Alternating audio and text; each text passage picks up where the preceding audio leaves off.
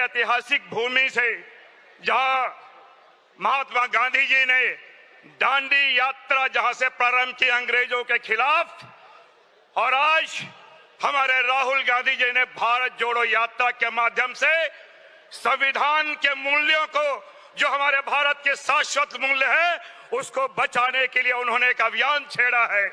और इसलिए क्योंकि जब से भारतीय जनता पार्टी, मोदी जी, आरएसएस की सरकार आई है, वो हमारी हर बुनियादी चीजों में वो सांप्रदायिकता घोल रही है। जब हमने आम लोगों की बुनियादी बातें हमने शुरू की, जब हमने रोटी की बात की, वो बीफ की बात करने लगे। जब हमने कपड़े की बात की, वो हिजाब की बात करने लगे। जब हमने मकान की बात की, वो बुलडोजर की बात करने लगी। वो हमेशा इलेक्शन के समय कहते थे हम राम को लाएंगे। हमें क्या पता था वो नाथूराम को यहाँ पे लाएंगे। साथ ही साथ हम ये जरूर कहना चाहेंगे, हमारे प्रधानमंत्री नरेंद्र मोदी वो सरेंडर मोदी हो गए हैं। एक तरफ अमेरिका में जाके वो ट्रंप की तारीफ कर रहे हैं और ट्रंप हमारे देश में टैरिफ पे टैरिफ लगा रहे हैं। अब जब राहुल गांधी जी ने आवाज उठाई भारत जोड़ो यात्रा के माध्यम से, जब बेरोजगार युवक ढंग की नौकरी वो मांगने लगे, तो ये संघ की नौकरी देने लगे। ये आज हमारे सामने एक स्थिति आ गई है। मैं जरूर कहना चाहूंगा, कांग्रेस का इतिहास संघर्ष का इतिहास है। जब भी हम सारे लोग, क्योंकि राजनीति का एक सामाजिक कृत्य भी है, जब भी हम किसी भी सामाजिक कृत्य या शादी की बात करते हैं तो परिवार का खानदान देखते हैं। जब कांग्रेस का हम लोग सौभाग्यशाली हैं, हम भी अपने खानदान को देखते हैं, कांग्रेस को खानदान को देखते हैं।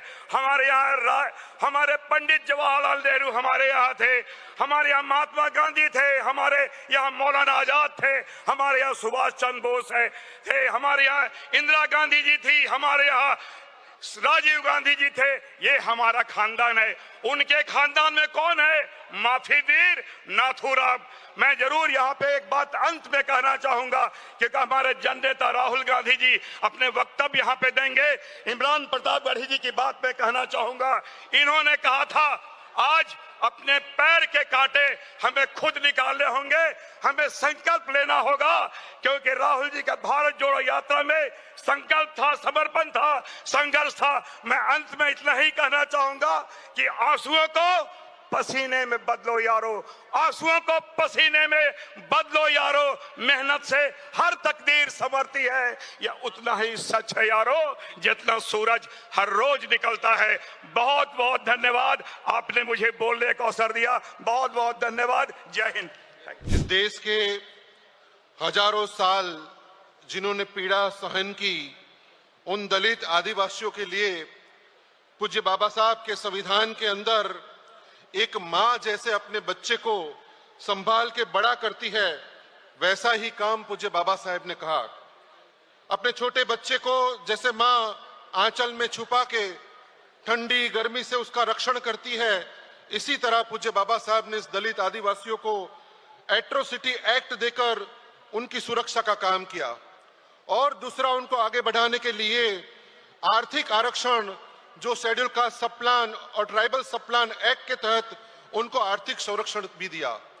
लेकिन 30 साल के गुजरात के शासन में मोदी सरकार ने ये एट्रोसिटी एक्ट को ऑलमोस्ट खत्म कर दिया है। आज कोई भी एट्रोसिटी के तहत कोई भी एफआईआर होती है, उसमें किसी की गिरफ्तारी नहीं होती है, सिर्फ और सिर्फ टेबल उनको बेल मिल जाता है। तो दलितों को जो एक सुरक्षा प्रदान थी, आदिवासियों को जो सुरक्षा प्रदान थी, वो सुरक्षा आज ये भारतीय जनता पार्टी की सरकार ने छीन ली है। उसी तरह जो आर्थिक आरक्षण था, जो स्वर्गीय इंदिरा जी ने स्पेशल कंपोनेंट के तहत, शेड्यूल कास्ट सब प्लान एक्ट के तहत जो पैसे आरक्षित करते थे, वो पैसे आज भारतीय जनता पार्टी की सरकार में गुजरात के 4 लाख करोड़ के बजट में दलितों के लिए कोई रकम आरक्षित नहीं करते हैं। और जो थोड़ी रकम आरक्षित होती है, उनमें से 90% रकम बिन दलित, बिन आदिवासियों के लिए के काम में खर्च हो जाती है। और इस तरह से दलित का, गुजरात में आदिवासियों का, पिछड़े वर्ग ओबीसी का, गरीब स्वर्णों का कोई कल्याण का काम होता नहीं है।